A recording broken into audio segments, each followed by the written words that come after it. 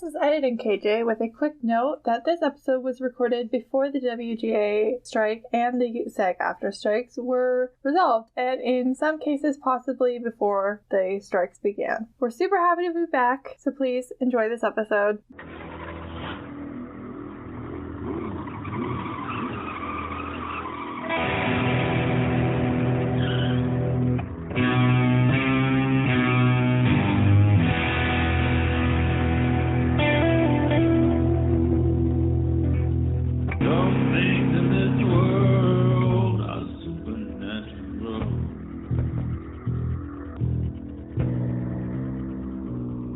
My name is KJ, and you're listening to the Supernatural Opinions podcast, where some things in this world are supernatural. My pronouns are she, they, and this is the podcast where I talk to my fellow Supernatural fans about Supernatural, and we share our Supernatural opinions. Today I'm being joined by my guests, Meredith, Kate, and Bahy. And Meredith, please remind everyone who you are. Right, my name is Meredith, my pronouns are she, her, and the research for this episode was actually surprisingly fun. I'm so glad you had fun with it.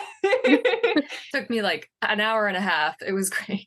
And Kate, this is your first time here. Yes. Please tell us who you are. Hi, my name is Kate. I go by Pickle Dite on Twitter, and my pronouns are she, her. Incredible. How long have you been watching Supernatural for? Oh, shit. Okay. I started in, just for my own sanity, I'm going to say 2014. Okay. And I stopped around... Oh, there was a stopping. Yeah, always. I stopped around season, I don't remember the year. Let's just go with like 2017. Okay. And then I just picked it up last year and it's because someone was talking about the divorce, if you will. Okay, that was my next question, was what got you back into it? It was that, and then also I saw Bay's TikToks, and Bay got me into it even more. Incredible transition. Bahy, please tell us who you are. Okay, so I'm Bahy. I go by Dean Coded on TikTok and Buck Coded on Twitter. My pronouns are they, them, and I started watching Supernatural in 2008, and I never stopped. Incredible! Veteran. I stuck around the entire time. I don't know what's wrong with me, but I did imprint on Dean Winchester like a baby duckling, and have made it literally every single person's problem I've ever met in my life. I love that so much. We appreciate consistency. I have a similar thing with Sam, so I feel like we're going to get along. This week, we're recapping Season 4, Episode 4, Metamorphosis, which originally aired on October 9th, 2008. Funnily enough. Yeah, it was a year. Metamorphosis is a change in physical form, structure, or substance, which is, I think, very on point for this episode. That's about a man becoming a monster. The Metamorphosis is also the name of a novel by Franz Kafka about a man who's turned into an insect. It was published in 1915, so quite a while ago. That little literary reference has had time to sit. It's a really tragic story where, like, the man's seen as a terrible burden to his family and is just, like, neglected and starved until he dies. It's awful. It's like 30 minutes reading about the Metamorphosis. I probably could have read the Metamorphosis in the amount of time I spent reading about the Metamorphosis today. Sounds like a really sad metaphor for disability. That's exactly what I said, and not a single place on the Wikipedia page did anybody bring up that, and I was like, either that's too obvious of an interpretation or everyone else is getting too deep with it. I got it in 2 seconds, guys. Like, it's not that deep. This week's episode will contain spoilers for this episode. It may reference previous episodes, but will not contain spoilers for the later episodes of Supernatural, unless I change my mind about that. All right. This episode was written by Kathleen Humphreys and directed by Kim Manners. Kathleen Humphreys was last year co-writing Season 3, Episode 10, Dream a Little Dream of Me with Sarah Gamble. That's like the Bobby... Oh, I love that one. Bobby Dream episode, Demon Dean, all that good stuff. Before that, her last solo writing credit was the Misfortunate Season 3, Episode 5 Bedtime Stories that we did not enjoy. So it's been hit or miss for Catherine Humphries, but we're glad she's back. I think she did a great job on this particular episode. And she shouldn't be held to her previous contribution. This was unfortunately the last of Kim Banner's 17 episodes of Supernatural. It was his last directing project before his death in January of 2009. Obviously, he did all of the season premieres and season finales except for the season 1 premiere. So he was a big part of the Supernatural fabric, especially in the Kripke era. So we're very sad about his death. And the cast that worked with him all speak of him very fondly. And I'm glad we have one more episode. And I think this was also a really well-directed episode. I do too. It was a little graphic for my taste at times, but I don't think that makes it any less good. I really enjoy the concept, even if I'm not really a huge fan of gore. Yeah. I'm gonna be so honest. This episode, since I first watched it in, I don't know, did I say 2014? Yeah, 2014 when I first watched the show. The scene of him eating the raw meat has stuck with me. Oh yeah. Ever since. Unsee it. Like, in what kind of way? Not in like a creepy way, but not in like a, oh my god, I'm gonna throw up, but in a, oh my god, every time I see raw meat now, this is what I think about. And like every time I see raw meat, I kind of have this thought that goes through my head of, oh god, I hope I don't start like turning into something and I start wanting to chow down, I feel like I know so much about you now. There's so many disorders. It's a good time. It's okay. It's a good podcast for disorders.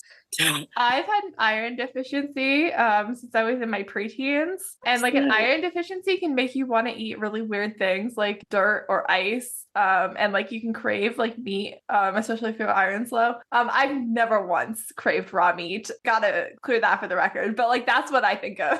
Oh, I have to clear the record. I have not either. It's more of an intrusive thought. Yes, it is. It's like, oh my god, him, As long as that it's guy. intrusive and not compulsive, it's okay.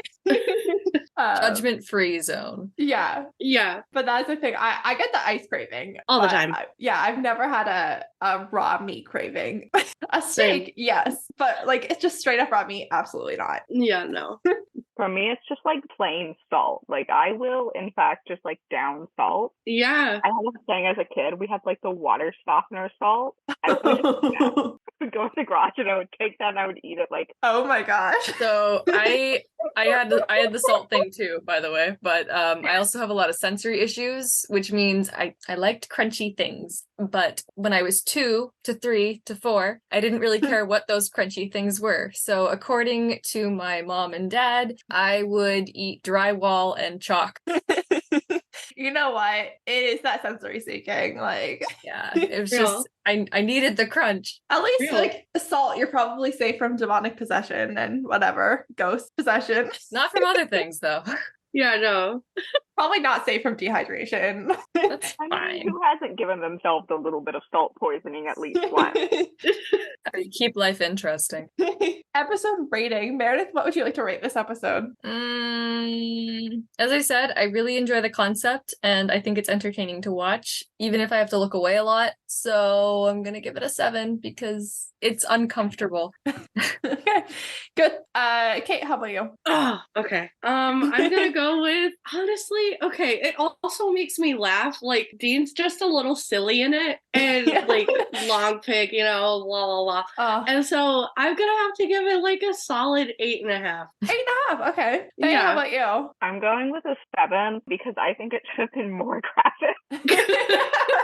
But I'm a crazy, insane like horror aficionado. I think the gore should have been like, or like the cannibalism areas of it could have been worse. I agree. Okay, you know what? Valid point. I have to say, as far as the cannibalism goes, I am more disturbed by the tray of raw hamburger meat than the ripping out of the throat. Real. Probably because the tray of raw hamburger meat is more likely to happen in your life. Exactly. I think that might be it. It is more uncomfortable. Oh, like I do not like cold things. Like ice cream, like the sensation of ice cream on my teeth is a no-go. I love ice cream, but like I don't like cold things on my teeth. I have sensitive teeth, and cold hamburger meat is just a no. I have sensitive teeth too. It's a curse. I also gave this episode a 7 out of 10. I think it's a little bit hard to watch at points, but I don't think it's a bad episode. It's actually more of a plot-driven episode than I remember. In my brain, this episode is almost entirely about the Rugaru, and I forgot about the Sam and Dean conflict that happens in this episode being in this episode. Oh man, I forgot about it too. I did too. Just Jack and his issues were in my mind. Yeah. Forgot that Sam and Dean had conflict. Yeah. Forgot they were here. Even though the last episode ended on the conflict, I still forgot that they had conflict going into this watch. Like, Oops. total death count. This week we saw one death, bringing our on-screen total to 274. The on and off-screen total for this episode was 9. So that total is now 1,917 plus. And this week for angelic deaths, the heavenly hosts lost no angels. Good for them, as far as we know. Caveat that we did not see Cass in this episode, so we don't actually know that that's true, but no reported angel deaths. Good for them. You know what? That's actually something this episode could have used, was an angel. Yeah, I agree. It's the first one of the season where he's not even like here for a single scene, so. Yeah, I do have a fun fact about this episode. Oh, love a fun fact. Wait, unless you guys are going to say it. And if so, I am so incredibly sorry. No, go. You're here to talk, so please do. This is the first episode that Dean calls Castiel Cass. I didn't notice. Oh my gosh. I Yeah. love that. I've just been calling him Cass because that's how he is in my brain, but I didn't even notice that he made the switch. Oh, I'm so glad you were here to tell me that. I would went on not have said it. For the This shippers. was not something that was like deep in my head that I knew or intrinsically that I knew. This was solely from the Supernatural wiki. Usually I check out the trivia from the wiki and the IMDb, but now that I'm thinking about it, I did not check either of those things this week to see what was up with this episode. I guess nothing that happened in this episode made me go, I really want to know about this particular thing, and I was too busy reading about the metamorphosis. I checked both because I really wanted to see if someone out there could tell me what the fake meat is that they use. Like, I what bet exactly you somebody it was. knows. It's probably gelatin. But if somebody knows for sure, If not, you can hit just us up. send that question to Twitter. Someone will find it. Yeah. Someone out there will figure this out. Somebody knows, or they know someone who knows, like someone who was there. I'll send Exactly. feet pics if they could tell me. Don't sell yourself like that. Yeah, probably not for the show. Okay. It's not worth it. Listen, we're marked explicit on Apple Podcasts. Yeah, I believe that. Yeah. We're allowed to make that joke. The very first thing that we see in this episode is a shot of a metal devil's trap hanging from the ceiling, like some sort of like chandelier. The pentagram's made up of chains, and it looks so badass. And we're like never gonna see it again. It's What a not waste. practical at all because like it's so much more practical to just spray paint a devil's trap wherever you need one. Like this, you gotta hang it somewhere and like plan for a demon to be there. Or this is a specific location that we're repeatedly using for demons. Yeah, but imagine being a demon and looking up and seeing that, and you're like, oh crap, this one has money. It does seem harder to break because like the paint you can crack the ceiling or the floor, but like this thing, if it falls, it's still gonna fall on you and you're still gonna be stuck in it. So I guess it does have that going for it. Unless you have like Yzma levels of luck. But there's a demon in a chair inside of it, and Sam and Ruby are interrogating him. They're looking for Lilith still, and I honestly, this was the first time I remembered that Lilith was still a problem this season. I've been so distracted by the cast and the Same. and the time traveling, and I forgot that Lilith was still a thing that we had to deal with. Yeah. Like, oh, she's still running around. It's honestly been like 2 episodes since she was mentioned at all, like, and I'm easily distracted. Same. But the demon knows exactly who Sam is and is really happy to throw the fact that he's, quote, slutting around with some demon back in Sam's face, which I think is a really sick burn. So rude. Sam does his like psychic thing, and this demon is like forced to cough itself out of the vessel. I felt bad calling this guy the vessel, but I didn't know what else to call him. Sam uses the word victim later, and I think that might be a better word, but I used vessel in my notes, so that's probably what I'm going to say for at least the next 3 or 4 times. You're just an empty cup, rando. But Ruby's really proud, even though she hasn't spoken once in this entire scene. It's actually really interesting to know what Ruby says and when she's saying it, but also when she's not saying anything. And this scene, she doesn't say anything during this entire interrogation. It's all Sam talking. This demon's like specifically insulting her and calling her a slut, and like she doesn't say anything. Sam also like looks to her for approval, and she like gives that with her face, but she doesn't like associate herself with this other demon by having any commentary on what it's saying. I think if she was arguing back with this demon, it would draw Sam's attention to the fact that they're both demons. Yeah. So I think saying nothing like works really well for her. Mm-hmm. Dean's watching from outside, and we cut to the title card because he got that address for where Sam is in the last episode from Cass. And now that they're quote alone, Ruby talks a lot. She says a lot of stuff. She's coaching Sam, like making sure he feels good. And Sam's like, I'm not getting headaches anymore. So we can assume he was having headaches before now. I'm guessing probably similar to what he had in season 1 and part of season 2 when he had the demon visions during that storyline. This vessel guy lives, which is good news. We like when the random people possessed by demons live. They just get to go home with their trauma, but I hope he can afford therapy. Real. Yeah, he seems very stunned at the moment, and he's definitely hurt, but hopefully he's fine. Maybe he'll just think he just went on a bender. Horrible acid trip. Dean reveals that he's there, and he's really pissed that Sam was lying about doing the psychic thing and about Ruby being back.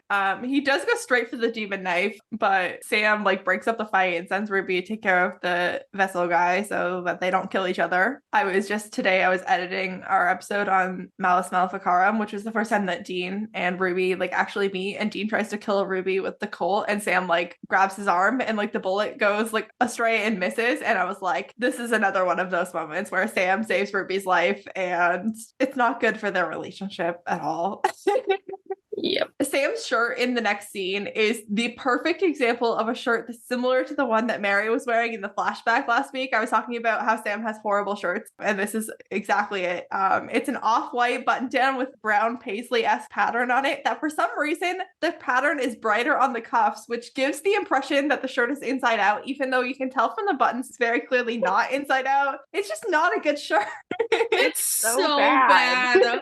Oh my gosh, Sam. This is what happens when your mom is dead. She doesn't teach you how to dress. Somehow dresses worse than both Dean and John. I like that Sam dresses a little bit differently than Dean. And he has his own style, but I liked when his style was like purple shirts with dogs on them and not like whatever this is. This is not great. He's entered a different part of his rebellious phase. Yeah. So it's exorcisms and paisley, apparently. Not really a combination I would have made on my own. No, but Dean gets back to the motel where Sam's waiting, and he starts packing up his stuff like he's gonna leave Sam there. He's really pissed. He punches Sam in the face twice, and Dean warns him he's strayed way off the humanity path. Dean uses a phrase I'm not gonna use because it's no longer 2008 and casually racist language is no longer cool. But you know, times have changed. It's been a long time since that episode was filmed, and we can't hold it to today's standards, but I'm just not gonna repeat what he said. Fine. Dean wants an itemized list of all the things that Sam can actually do, and Sam swears it's just exorcisms, and Dean's not sure he can believe anything Sam's saying, and rightfully so. I actually agree that I don't think this is all Sam can do either. It doesn't make sense that would be all that Sam could do, especially given Ava at the end of season 2 and all the things that Ava could do. It just doesn't make sense that this is it. This isn't even his final form. Sam says that most of the people that he pulls demons out of with his powers survive. And Dean's like, just use the knife. And I'm like, exorcisms are right there. Yeah. You already know how to do them. And like, it seems to me like the knife kills the victims, like no matter what, it seems to be the consensus. And then like an exorcism, the victim's gonna die if the vessel is like seriously injured before the demon exists. And as far as we know about, I mean, we don't know a lot about Sam's powers, but it seems to be about the same. Like, It seems like an exorcism shortcut. yeah. So like, just do an exorcism and then everybody's happy. It's just, yeah, let's just do that. Stop murdering humans. I thought you I didn't just like want that. everyone to get along, okay? Not gonna happen. Not on this show. And also, Sam says he's saved more people in the last 5 months than they save in a year. And this is the moment that I realized I've been counting dead people and I should have been counting saved people. I have no idea how many people they save in a year. Like, I have no measure for how many people this could be. I know how many people they haven't saved in the last 3 years.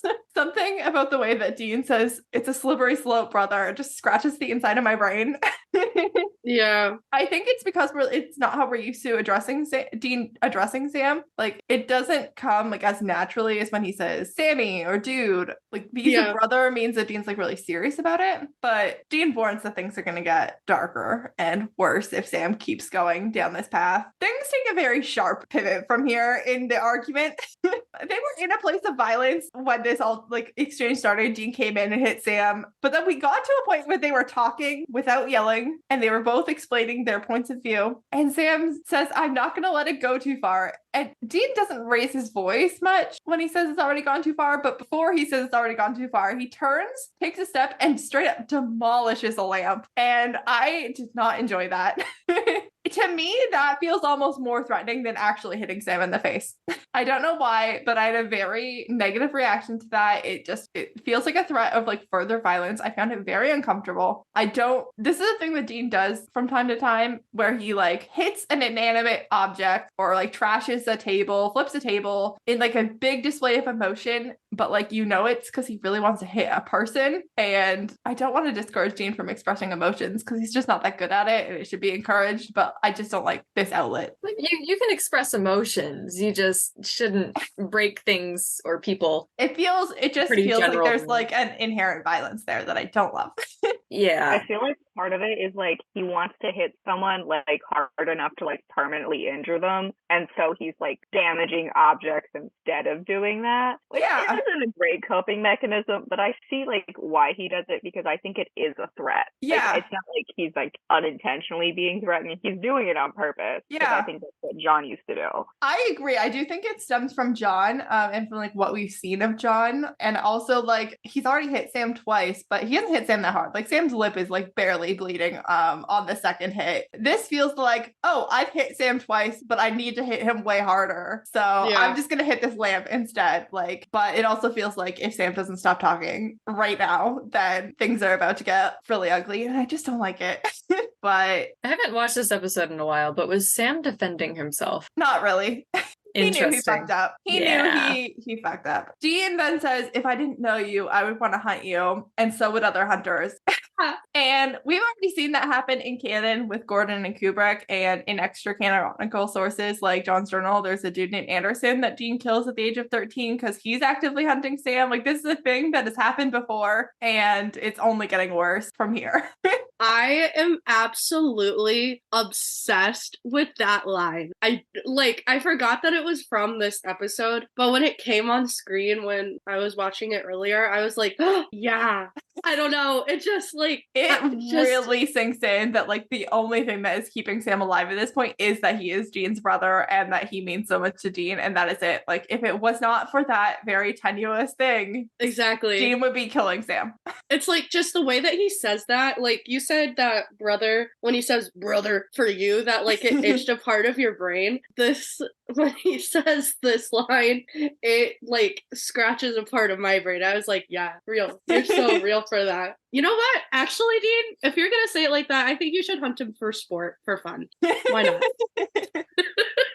Also, like, I don't disagree with Dean. I actually don't think that what Sam's doing is like all that okay. It does bring us back to the question I've had ever since we met Missouri in episode 9 of like what is okay and what's not okay. Like, yeah, how psychic do you have to be before somebody is concerned? Yeah, and it like brings up into question. It reminds me of future episodes. Yeah, valid. Valid and vague. We'll discuss it later. Yeah. Anyway, Sam says that he was left to fight without Dean, and this is what's been working for him. And Dean's like, well, then why did you lie about it? And why did the angels tell me to make you stop, or else we're going to? And Sam should heed that message coming from God. And that's the only, and I mean the only thing in this whole exchange that Sam seems to consider. Like, Sam was very sad when Dean said that he would want to hunt him, but he wasn't, his mind was not changed. Yeah. The God card did touch a nerve.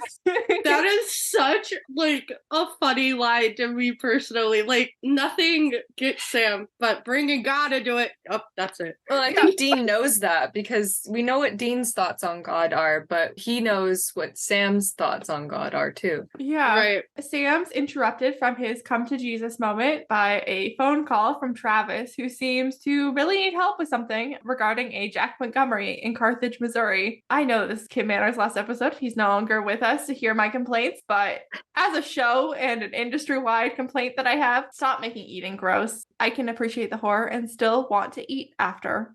I already have trouble with eating. You're not making it easier. Yeah. If for some reason anyone's listening to this and they haven't watched this episode of Supernatural, first of all, like there's just a lot of gross eating in Supernatural generally. It might not be the show for you. Secondly, if you have misophonia about eating sounds, skip this episode.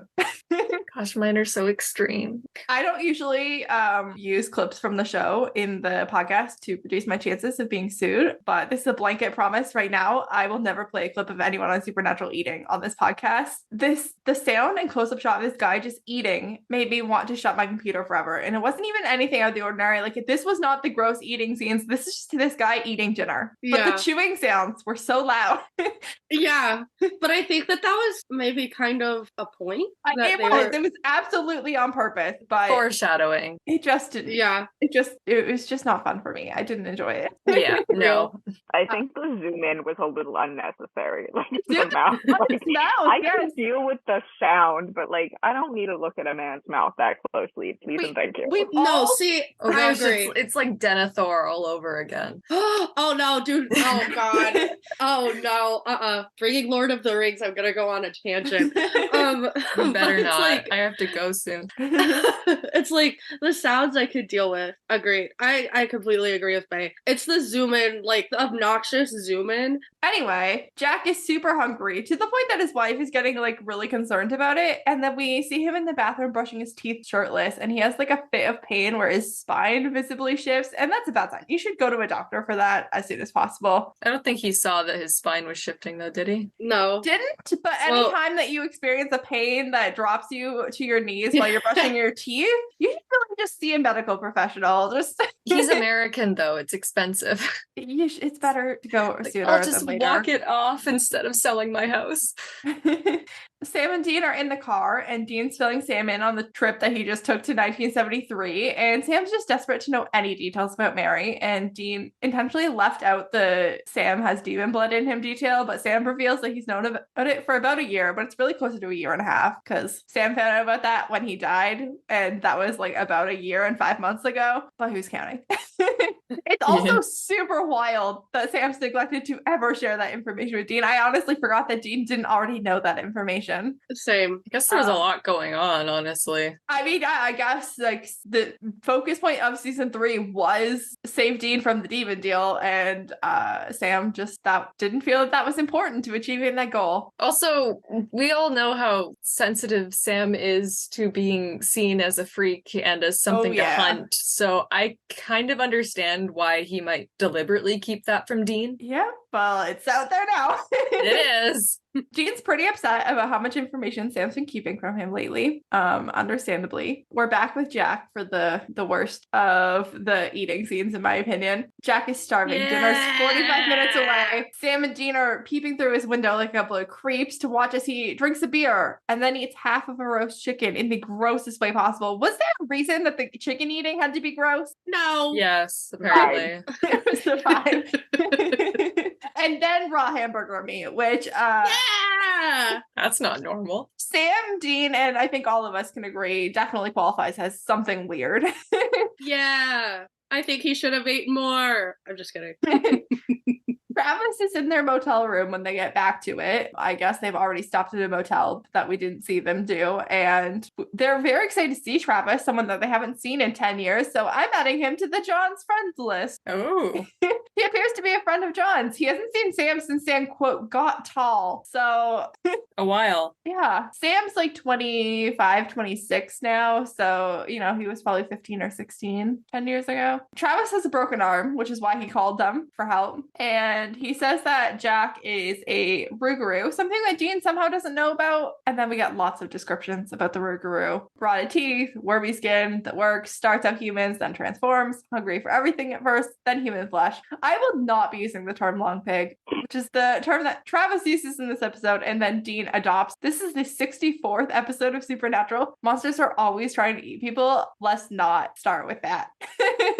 Once the Rugaru feeds for the first time, they change entirely into a monster and permanently. And then they just start eating people beyond recognition. While this explanation is happening, Jack's wife cuts herself and it needs stitches. It's bleeding and Jack leaves. And I think that eating people is horrible and gross. But to be honest, I don't think it's that far from eating uncooked hamburger meat. So like, I think that Jack's like only got like a little like short hop to Monster Town. Like he's almost there. So I think he's a lot farther than he could be. It's lost cause. He could just eat like beef tartare. That's raw meat. I know. It's just like rich That's- people raw meat. Yeah. Apparently that won't satisfy him. I don't eat a lot of meat, especially now I'm eating less meat, but like I do enjoy my steak on the rare side when I do have steak, but just completely uncooked is not for me. But lots of people like steak tartare and salmon tartare. It's for some people. It's just not for me. As I said, I have a lot of sensory issues and they really come into play when I eat meat. Yeah. Travis says that he killed Jack's father back in 78 and he killed 8 people before Travis was able to kill him. And Travis just didn't know that Jack existed until it was too late and he was adopted. But now it's clear that Jack is turning. And so he has located him again. Jack is at a bar eating peanuts with fury, thinking about his wife bleeding, watching himself in the mirror behind the bar. And he sees a young woman who's being harassed by some jerk and he gets in a fight and he calls this dude sweaty, but like Jack is flop sweating for days. He's visibly sweaty. Takes one to know one. But he breaks this guy's wrist like it's nothing because he's got a little bit of super strength starting. And they need to use fire to kill the Rugaru. So Dean and Travis are building flamethrowers together, which seems like a fun activity to do with someone who you haven't seen in 10 years. Like a nice little bonding activity. Like quilting. I Sam, love owning a flamethrower. yeah. Sam has gone out and done his own research on Rugarus, and Travis is a little bit offended that his experience wasn't enough for them, but Sam's like, I just wanted to be prepared. And that's just like so in character for Sam. And after the whole like John vampires actually do exist deal, I do think it's smart that they just don't trust people to know things. Yeah. This was the point in my note taking where my lunch order arrived, and I have been eating more vegetarian meals lately. I've never been so thrilled to have ordered a meal with no meat than when my lunch arrived before I finished recording my notes for this episode. It's a mood. And I had to keep watching this episode while I was eating lunch. Sam found a couple of stories of people who had the Rugaru gene who didn't fully turn. They just ate raw meat. Travis just like dismisses that as a fairy tale, and Sam's not ready to kill a man who doesn't even really know what's happening to him and hasn't really actually killed anybody yet. And Travis asks if they've ever been really hungry, like haven't eaten in days hungry. And Dean, with the zero hesitation, says yeah. And someone get me John Winchester. I've got a brick I would like to introduce to his face. It's okay. He's dead. I'd just like to verify. It's like I'd desecrate the corpse, but they burned it. Can we like turn his ashes into like a rock and smash it or something? Like I just like to really make sure that he's dead. Sure, we can go track down his ghost. You can throw salt at it. Like, We'll talk more about that later. like how do you torture John at this point on the show? There's gotta be a way. Travis says that all people are just going to be meat on legs to Jack now. He can't help himself. And Sam says he's not going to kill someone who hasn't done something to be killed for, and storms out. And Travis asks Dean what's up with Sam. And Dean says, don't get me started. Kind of to be like a little bit like Dean's also a bit very like annoyed / angry with Sam, but also a little bit like if this was Bobby, Dean would have told him everything. And that's all the Yeah. proof I need not to trust Travis. Because he's not Poppy. He's no Bobby. Dean does not tell him what's actually up with Sam. Jack's wife is really understandably pissed that her husband ran out on her while she was hurt and bleeding and in need of medical attention and at the hospital by herself until the middle of the night and wasn't answering his phone. Very understandable. Yeah, very. I think her name's Michelle or something like that. And Yeah. she's right.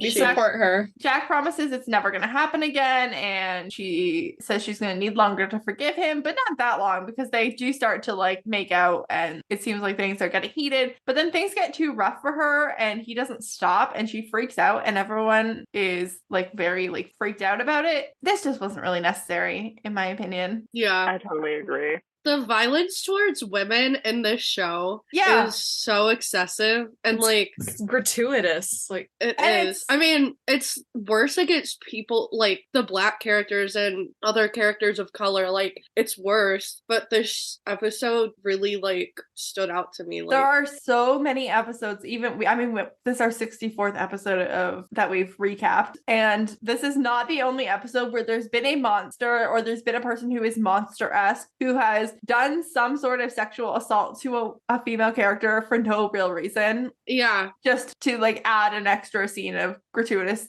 violence against a woman. Yeah, exactly. And I hate when people say that like it was just like the time then, but like it really wasn't. Like that doesn't need to be shown.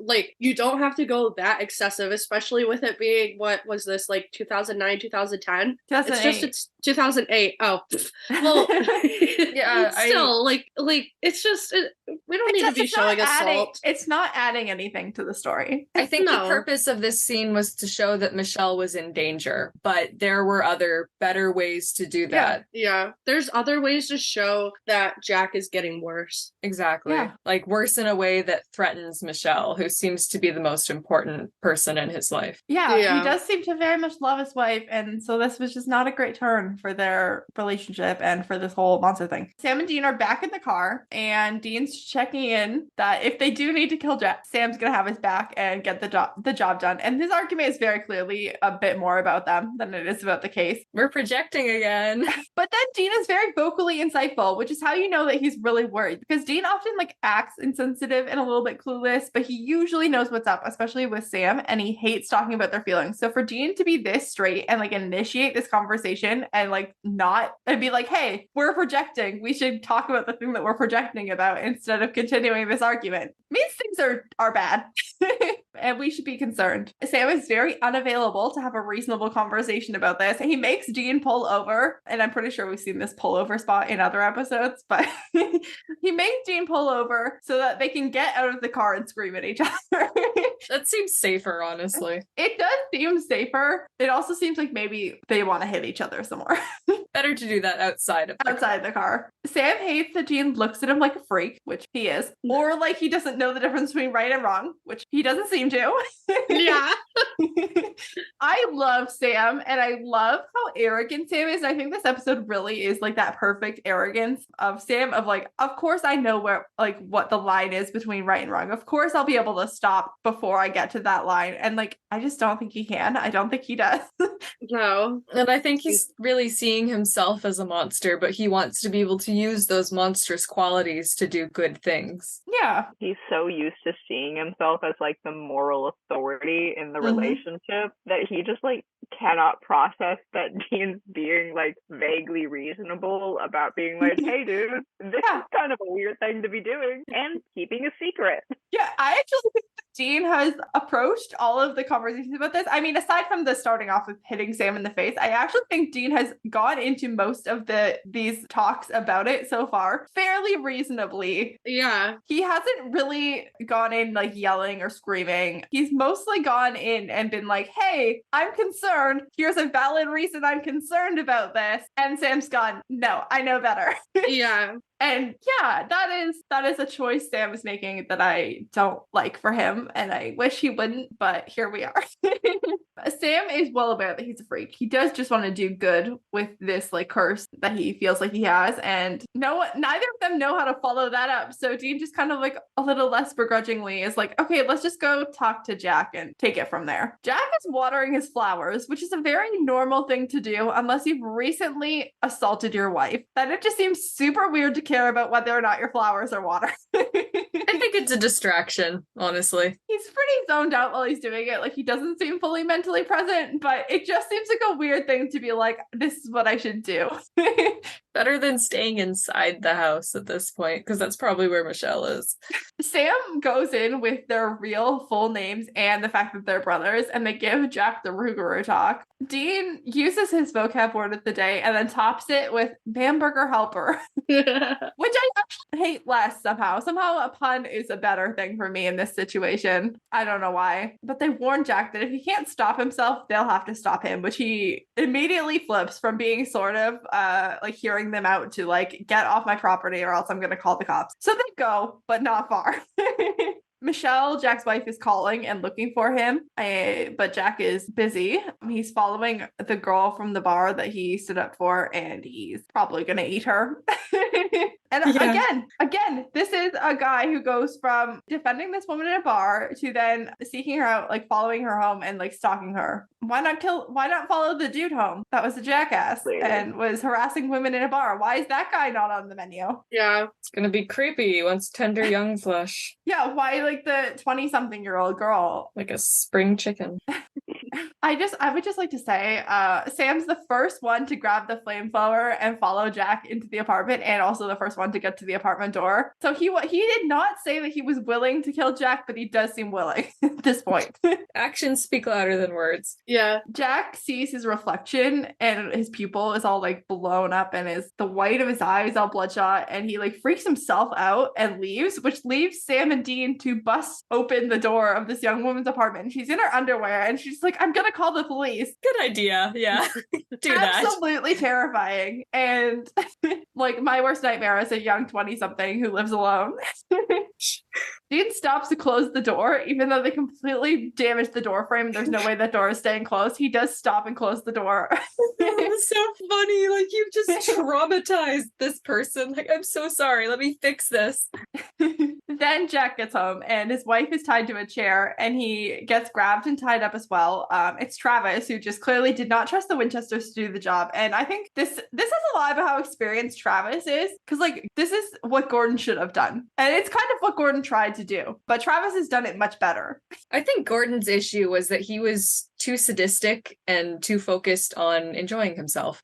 I actually agree. Travis does feel like he is out here on a mission to like clean up because like people are going to get hurt. It does feel like he's sort of coming from the right place, and he is just like more of a black and white thinker than we've allowed Sam and Dean to be over the last 3 seasons. Yeah. Michelle wants some answers about what the fuck is going on.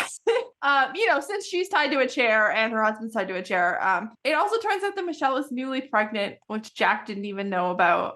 I guess we're kind of like meant to infer that she found out maybe while she was at the hospital or as a result of going to the hospital. Travis knows he can't make the same mistake that he feels he made with Jack's parents of letting the wife go and then later finding out that she had a baby. And he's like, in 30 years, I'm not going to be around. Like, I can't kill a kid, but if I kill a kid before it's born, it doesn't count. That feels really relevant. Yeah, not even going to say anything about that. Yeah. Jack breaks free and rebakes Travis's arm and rips his throat out with his teeth while Michelle watches, horrified. And he goes back for the second bite because he's fully transformed, but he does free Michelle. He doesn't eat Michelle, which is good. I was glad. Michelle runs to her car and drives away. On one hand, thank God she's not dead. On the other hand, Michelle's out there, possibly with a baby. Yeah. Sam and Dean's kids are going to have to like find that baby. Sequel? Oh my God. Season 2 of the Winchesters. The Montgomerys have a sign in front of their house that full on reads the Montgomerys. It's out by the actual street on like the light post. We got to stop telling people just information about where we live. That just seems very unsafe to me. I don't know what kind of town Carthage, Missouri is, but it just feels like being like, yes, we live here. But then again, as established, you are a 20-something woman living on your own. I just think even still, I just think the less information outside people know about your home, the better. We're raised to be paranoid, and for good reason. reason. Like, I'm not criticizing that. I'm just saying maybe they weren't. The town I live in, like half of the like when you're driving down the road, 80% of the bigger houses, they have signs that say the names. Yeah. I just Like don't. literally everybody in this town does that. Yeah. Yeah, I mean, Meredith and I are from a small town, and there are definitely places like that. We have a sign like that my mom made, but it's inside our house. It is in our dining room. It's not outside where people can see. Oh, we have a sign like that in our house, but again, it's in the house. Yeah. Interesting. Yeah. Also, like if you have a car and you put stickers on your car, make sure you think about what your stickers are telling you, strangers about you, like what expensive hobbies you might do and what nights of the week you might be not at home and where your children go to school and all that stuff. Just, worth thinking about. I've watched way too many true crime documentaries. Anyway, Sam and Dean pull up and park like right underneath the sign, and they go inside, and they already know Travis is gonna be dead before they even get to the front door. They're like, Travis is here, that's his vehicle. They follow the massive blood trail behind the couch, the mangled body that they can't even really identify. They're just like, that's probably Travis. Just save time. That's Travis. Yeah. That's when you know it's bad. Of all the mangled bodies that they show us, it's a little bit weird they don't show us this one. I think the implication is like it's not really person looking anymore, and it was a little bit more than the CW in 2008 could really get away with. I mean, I guess we're already out here eating raw hamburger meat out of the fridge. Like, what's? No, you're probably right. It probably is like too much. Dude was hungry. And honestly, when we don't see the body, we're usually like implied to mean that it's worse than bodies that we have seen, which have occasionally been pretty mangled. So we can just assume it's bad. Also, like when they're like pretty sure but not totally sure it's Travis, it's a pretty good sign. Things are bad. Dean gets jumped, and Sam completely blows it in this scene. He can't pull the trigger, even knowing that Travis just died, or at least somebody's dead. And Sam gets knocked out with his flamethrower. Finally. How long was his streak? I mean, we had a half knockout last episode or 2 episodes ago. But before that, Sam hadn't actually been knocked out in quite a while. Talk about it when we talk about Sam's brain injury.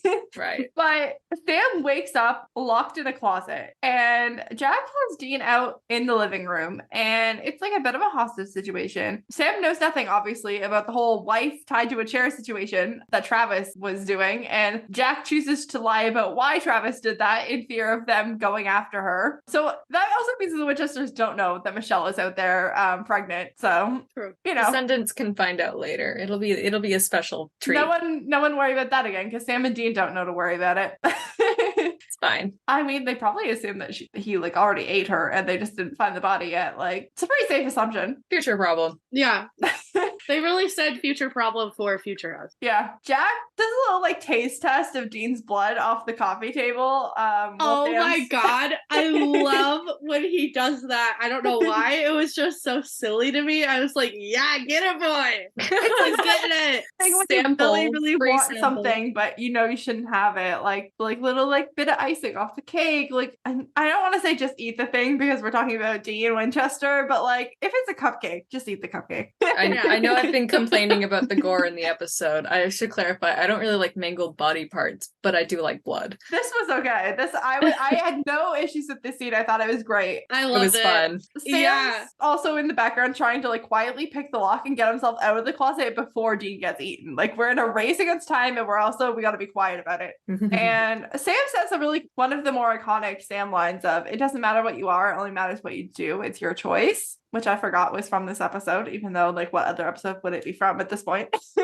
Dean starts to wake up just as Sam is getting out of the closet and kills Jack. And Dean is just awake enough to witness it. In the car, Dean is like trying to assure Sam that he did the right thing, and he apologizes for how hard he's been, even though honestly, Dean, I don't think you have that much to apologize for. And when I'm the one who's like Team Dean, you know that Sam's making bad decisions.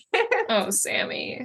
But I actually think that Dean has nothing to be apologizing for in this moment. And Agreed. he's like, he says he's scared for Sam, and Sam like does not want to talk about it because he just can't seem to make Dean understand. This is just a thing that he's gonna have to deal with. And Sam is staring at his reflection in the mirror, kind of a lot, very similar to like what Jack's been doing all episode. Like, there's been a lot of scenes of Jack looking at himself in the mirror.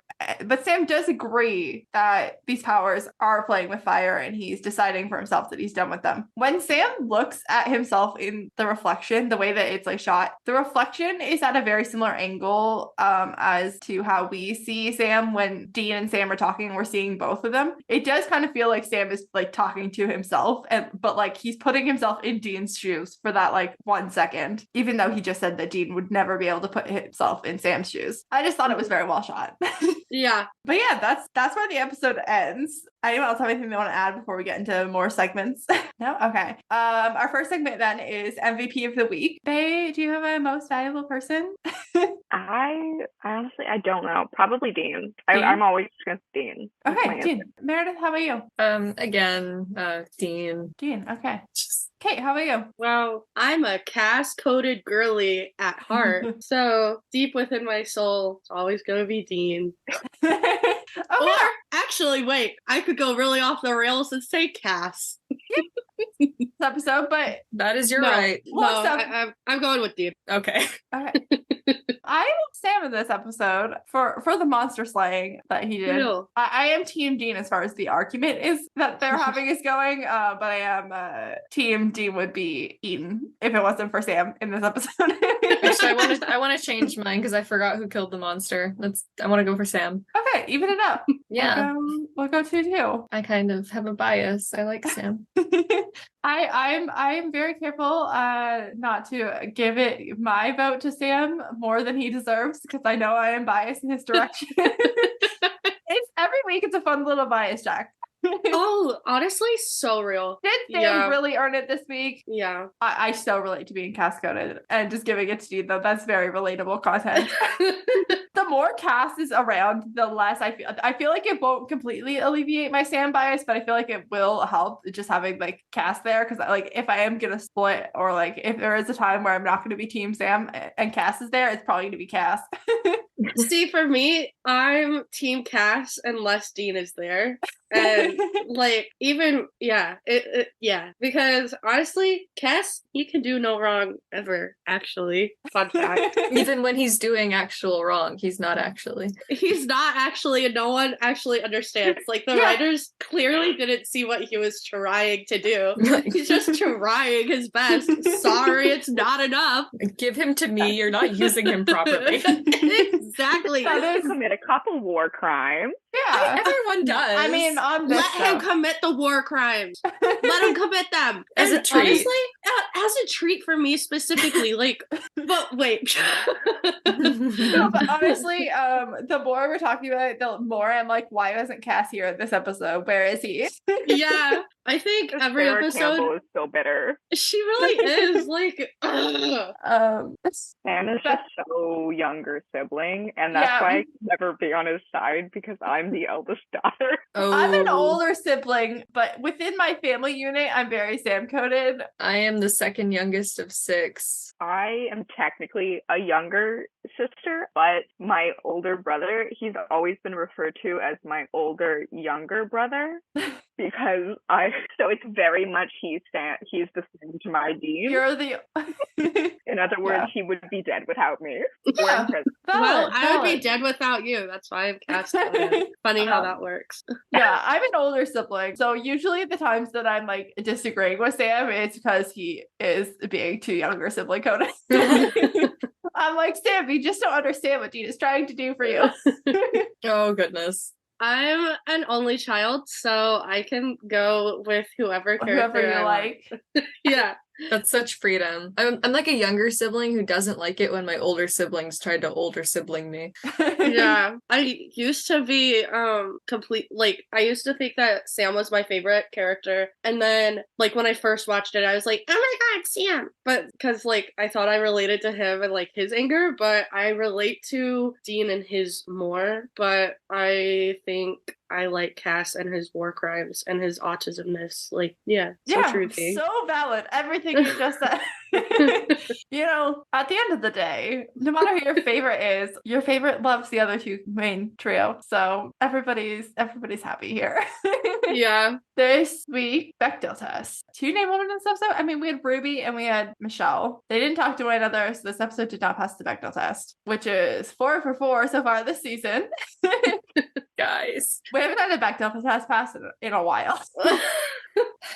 Our last Bechdel test pass was honestly the episode where Lilith killed Hendrickson in the police. Oh, yeah. It's been like a good 8 episodes since we passed the Bechdel test. It's fine. Don't worry about it.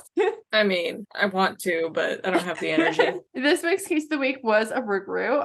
I'm really just glad that I can say Rugaru. I'm not going to pretend like I know anything that wasn't in this episode, so I'm just going to hand it over to Meredith. Okay, so the Rugaru is a creature with French origins. It comes from an old French legend of the loup-garou. That's loup, as in the French word for wolf, and garou, which is a French word for a man who transforms into an animal. So it's basically the French name for a werewolf. This legend traveled with the French when they colonized North America. With time and changes in dialect, we got the Rugaru, and we got it in a couple different cultures. In Louisiana, the Cajun people tell stories about the Rugaru prowling the swamps around Acadiana and Greater New Orleans. They are often described as a creature with the body of a man and the head of a wolf who hunt down Catholics who don't properly practice Lent. Lent is a 40-day period in which Catholics practice a form of fasting, which is hilarious when you consider the themes of this episode. One legend says that the Rugaru curse is transferred from person to person, and you get it when you draw blood from a cursed person. At night, you transform into a wolf-like creature, and during the day, you're human, albeit a sickly version of yourself. However, you're only cursed for 101 days. Nothing about what happens once those days are up, though I'm assuming you just go back to normal and deal with the resulting trauma. Yikes. In Canada, the Métis have their own legends of the Rugaru. If you don't know, the Métis are the descendants of French voyageurs and Indigenous people, and over the past few centuries, they have built a very unique and beautiful culture around their heritage. Their legend of the Rugaru is a great example of this. The Rugaru is a person who has offended the creator and been possessed by evil spirits. Instead of a wolf, they transform into a black dog or a black mare. I mentioned black dogs in the Hellhound episode, so we already know they show up in a lot of legends. Horses also show up in a lot of folklore, such as the Scottish Kelpie. One way to get the Rugaru to transform back into a human was to throw a skeleton key at them and hit them right between the eyes. That's very specific. The source I read wasn't very detailed, but I would love to know more about this legend and the significance of skeleton keys, because again, that's very specific and I really want to know why that's supposed to work. Yeah, write it on any of our social media. I promise I'll pass it along to Meredith, or just reach out to Meredith directly on one of her socials. Yeah, actually, one of my very good friends is Métis, so maybe she might know something. You should definitely ask. Report back if you find out. Next time. Last time we talked about Rugaru, she didn't know what it was, but maybe she knows something about skeleton keys. Afterwards, I was very interested in this detail. You have to keep the Rugaru's identity a secret, or you yourself will become a Rugaru. So don't out people, I guess. Always a good bet. Yeah, seems polite. So Supernatural's version of the Rugaru was definitely not a werewolf, though it kept this idea of a curse and an involuntary transformation, and that was pretty cool. The monster and the man are almost treated as separate creatures and identities. I thought that was very interesting, and it's one of the reasons I kind of enjoyed this episode. The insatiable hunger wasn't mentioned in the sources I read, though that's something we have seen before in stories of the Wendigo, so maybe they took that aspect of that creature and gave it to this creature, but again, I'm not an expert, so I have no idea. So in conclusion, the Rugaru is a werewolf with different packaging, but I'm still excited about it. I never once put together that Rugaru and Rugaru were almost the same word. Have you heard of the Rugaru before? Yeah. I mean, grew up in going to school 10 minutes from Quebec, taking French through school. Yeah. I hadn't actually heard of it before, a few years ago. Our next segment is highlight and low light. Let's start with Kate. Okay, highlight for me. I love the imagery of the getting hungry and hungrier and hungrier. I do like that, like, because I really love the episode My Bloody Valentine. And so kind of like, I don't know if really set the precedent would be like a good word for it. I mean, kind of, but I don't know. I like that. Cute. I love, another highlight, sorry, is I love, if my brain is telling me correctly, this is the first episode or one of the first episodes where Sam starts referring to himself as a freak. Am I right? It's definitely one of the earlier ones. Yeah, just one more. I love when Jack licks the blood from the table. Like, iconic. Do you have a low light? Something you don't like? I do. My low light is that, what is my low light? I did have one. Oh, the assault. I don't think it should have gone the assaulty way. There's better ways to show something getting out of control or feeling out of control than sexual assault. Like, I understand, like, an argument could be made that, like, he's getting bad enough and out of control that, like, this is how bad he gets his sexual. No, shut up. I don't care. We mentioned that earlier. There were different ways to show that. There was also nothing in the, like, presented Rugaru myth material that Travis gave us that had anything to do with any sort of, like, sexuality or like sexual act or anything like that. Like, none of that was it just wasn't part of the story. No, it didn't have to be. Just didn't need to be here. No. So valid. Hey, how about you? Did you have a highlight in the low light? Okay. I know it's a little unpopular. I love the imagery of him eating the raw meat. Like, it gets me. It gets me. I love a disgusting sight a little bit. And I'm a very much like a cannibalism girly. Like, I'm a little insane. I love that when it's like in like the implied ramp up to that, like him eating Travis at the end. It scratches parts of my brain. I don't know. It could just be I'm reading a certain hunger right now, so I'm being extra insane. But my low light is definitely like anything assaulty, and also just like the bar scene in general. Like, you know what? It felt weird. I was like, why are we going with this? I would have just used like a mugging or something because I feel like that lends itself better to the situation rather than like the implied like turning between like being the hero in a situation of sexual violence to being the villain. Yeah, agreed. I agree. Again, if you were gonna follow one of those two people home and think about baby eating them, why not the guy that was the Turk? Yeah. Why the hot girl? Like more to eat there. He's like taller. Yeah, there's more long pig there. I also skipped over the bit where Jack was fat phobic to that guy. Yeah. But it's fine. Again, it was 2008 and we're hopefully better now. We aspire to be better now. Yeah. Meredith, how about you? Highlight and low light. Okay, so low light, anything to do with food, like lots of sensory issues. I've had trouble with like food and eating my whole life, and just watching it in this context is like physically painful. And let's see, highlight, I really, really enjoy the themes of like transforming into a monster against your will. I just think that's really cool, and I love seeing it in different forms. Yeah, my low light was, I think it was the scenes where Jack was eating, but like the raw hamburger meat, but also the roast chicken that like was immediately before the raw hamburger meat. Didn't the he, initial like, eating dig scene, something like, out of the trash. Initial like dinner scene was also like a close second for me. Like just like where he was just eating normal food at the table with a fork and a knife like a civilized human being. The chewing was just so unfortunate. And this zoom on the mouth, we already talked so much about it. We don't need to talk about it more. We've tortured people enough. I feel like us talking about it might be worse. My highlight, I think, is Sam screaming about being a freak on the side of the road.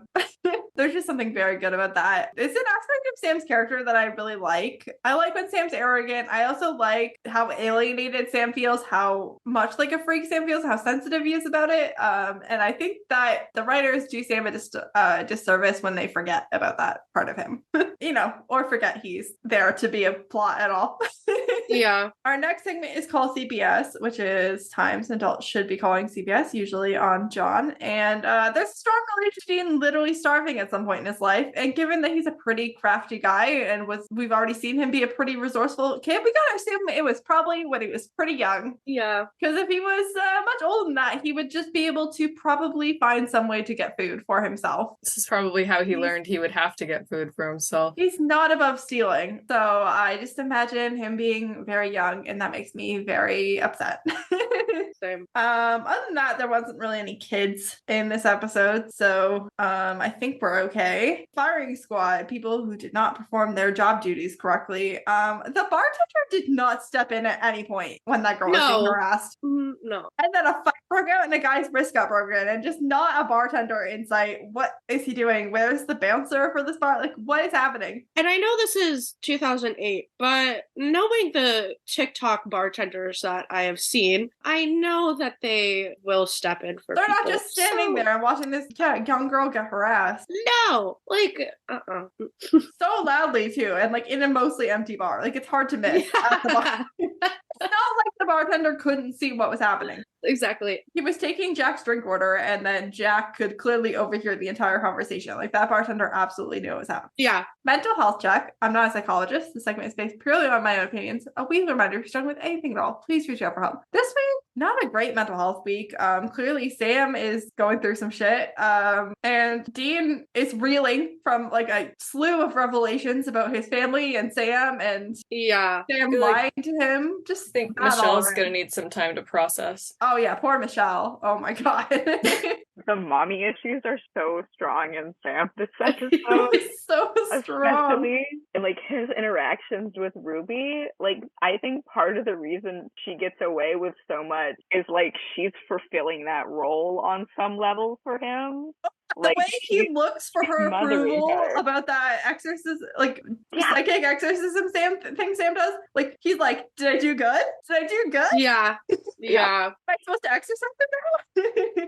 Like, oh my god, he's like a little puppy. Like, it just, it makes me sad that Sam's just like available to be emotionally manipulated like that, but like he is available to be emotionally manipulated like that. Yeah. He just wants her. He just wants someone to tell him he's doing a good job. And I think that's like part of the reason he hasn't told Dean is he knows that Dean's gonna react badly, and he's not gonna get that validation from Dean that he's so used to getting from Dean. And I honestly don't think Sam can handle getting whatever the opposite of that validation is, like disapproval from Dean. I just don't think he can handle it. It's not enough to stop him from doing the bad thing. He'll just hide the bad thing that he's doing. But I just don't think he can handle Dean's disapproval. And this episode, pretty solid illustration of that theory. Anyway.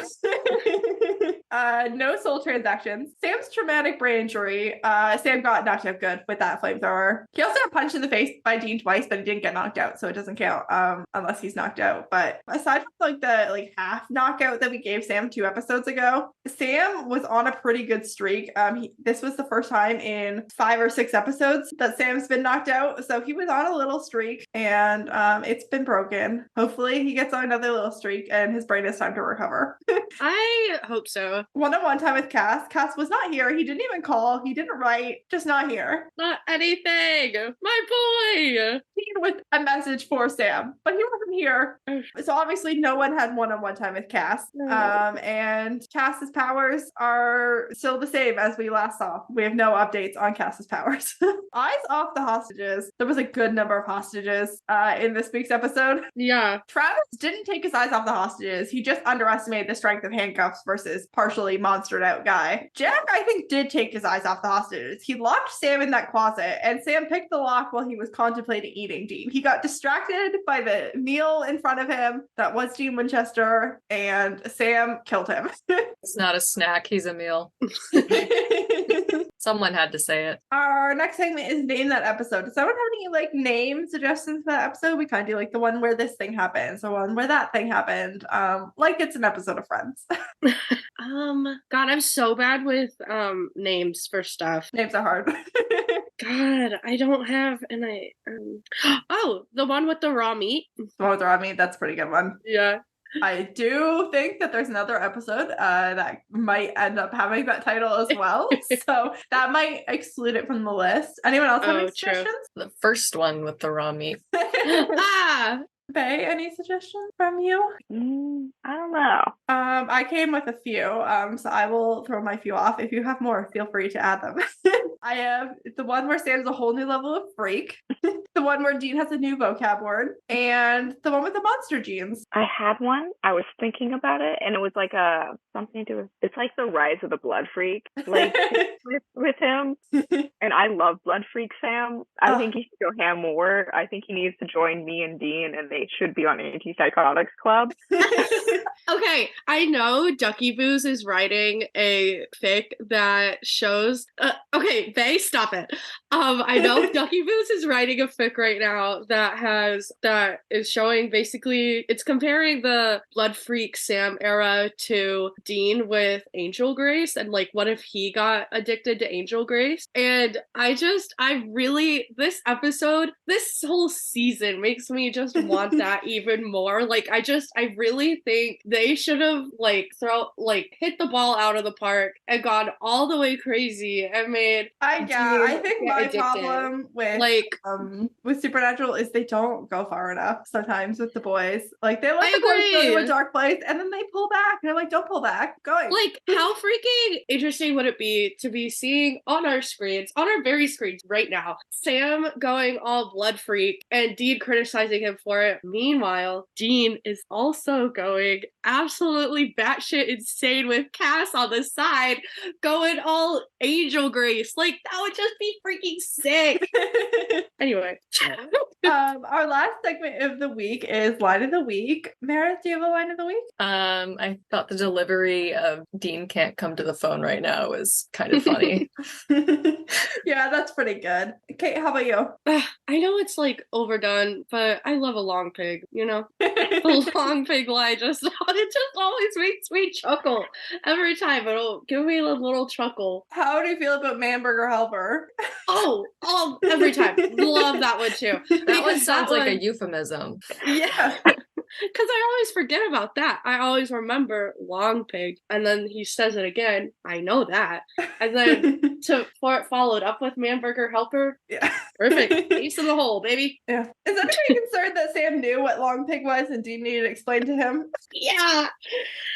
He's just a little freaky deaky sometimes, and I love him. Faye, did you have a line of the week? Mine was definitely the Man Burger Helper thing. That was just so good. If we're talking like incredible lines, it's the if I didn't know you, I would want to hunt you thing. That's of course. But like funny lines, I love a funny line in Supernatural. I love it when they take a break from the trauma to be like, hey, these are comedians.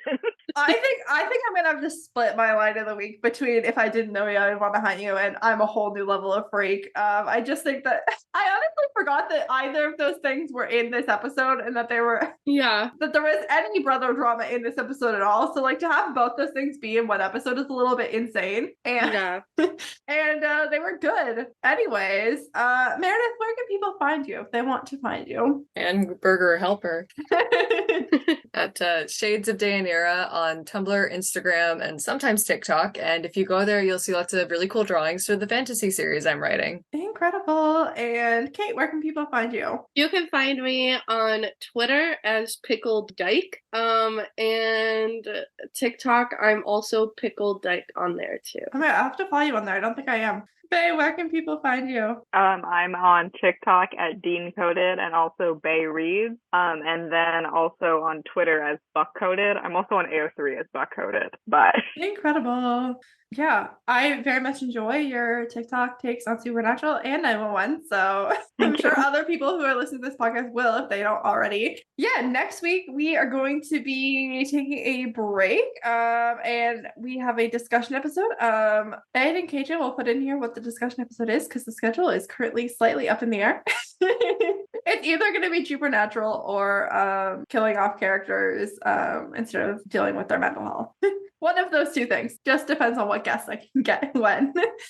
I've been KJ, and this has been Supernatural Opinions. If you enjoyed our show, the best thing you can do is subscribe on your podcast app of choice and tell a friend. Check out our link tree in the episode description for all of our social media and any other Supernatural-related projects we might be working on. Send us an email. Our address is supernaturalopinionspodcast@gmail.com, or reach out directly at KJ, at EditingKJ on all platforms. Thank you to Joe Veretta for our theme song, and our logo was created by Faith Ebert of faithanddesigns.ca. The episode was recorded, edited, and produced by me, Editing KJ. If you want to hear more from me, you can check out my other podcast, Series of Opinions. And last but not least, a huge thank you to all of our guests. Some things in this world are supernatural.